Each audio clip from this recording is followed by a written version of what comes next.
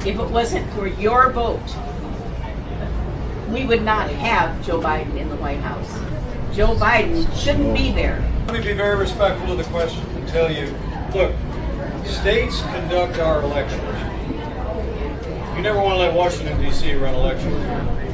You certainly would never want one person in Washington, D.C. to decide who the President of the United States is. You weren't deciding. You were just sending it back to the states. Ma'am, let me explain it to you.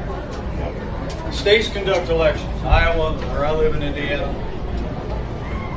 And after there were questions in a half a dozen or so states, we had reviews of the results, 60 different lawsuits that went to the courts. Where there are questions, there's two ways that they're reviewed. Number one is you take those issues to the legal process in the state for recount. Okay? Secondly, you take them to the courts, which we did very aggressively. The Constitution is very clear.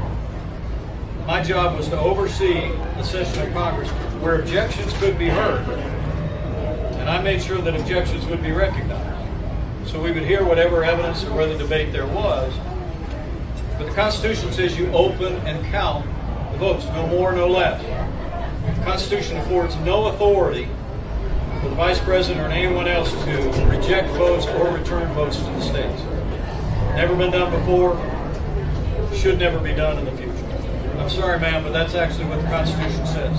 No Vice President in American history ever asserted the authority that you have been convinced that I had. And I want to tell you, with all due respect, I said before, I said what I announced, President Trump was wrong about my authority that day, and he's still wrong.